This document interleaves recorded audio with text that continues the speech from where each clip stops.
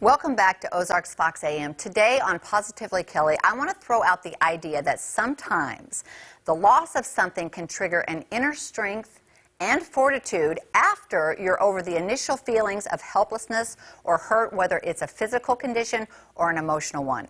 You will then have the opportunity to rise above and renew your inner self with courage and faith, sometimes when it seems impossible. Take a look at this first clip.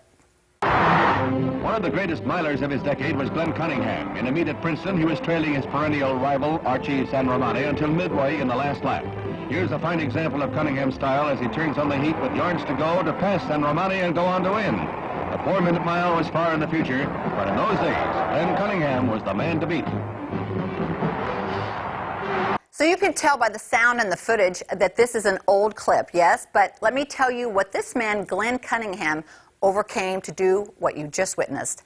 When Glenn was an 8-year-old boy, he was badly burned in an accident at school. Now, the doctors told his mother he would surely die, but if he didn't, he would never walk again. The lower half of his body was completely burned. Now, when Glenn heard what the doctors told his mother, he knew he didn't want to die, and he didn't want to be a cripple, though the thin legs that he had just could do nothing but dangle. But Glenn was determined to walk again. One day, while he was sitting outside on a sunny day in his wheelchair, he threw himself to the ground and began dragging himself across the lawn. When he reached the picket fence, he raised himself up and began dragging himself along the fence. He did this every day, knowing that he wouldn't have to have the fence to stand at some point.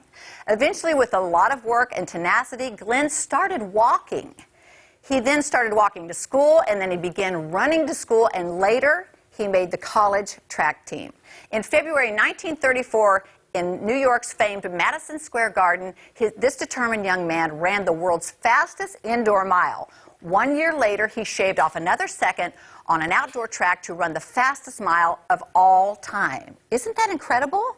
Now, he could have given up, but he absolutely didn't. We all love the movies and the stories of people who triumph through faith, positivity, hard work, and grit, even when the circumstances seem daunting and grim.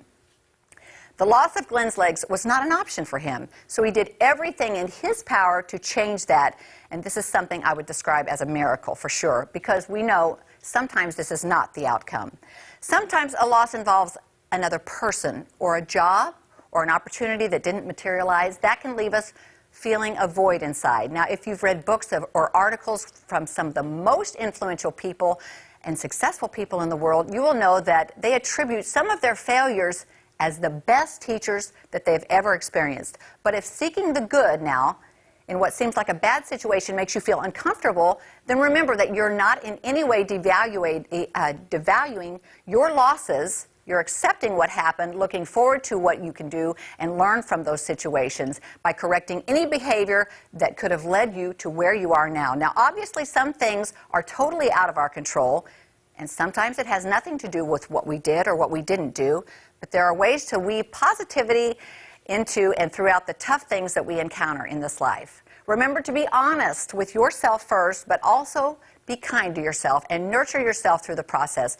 Don't take things personally, as they never usually are. And never, ever, never give up. You can do it. And that is all for you on this Friday's edition of Positively Kelly. What do you think about that story? Is that incredible? That's crazy. I mean, that's amazing. Now, listen, I don't know if that would happen to every single person. You know, that they could come to that point. But if he had not tried, if he had given up...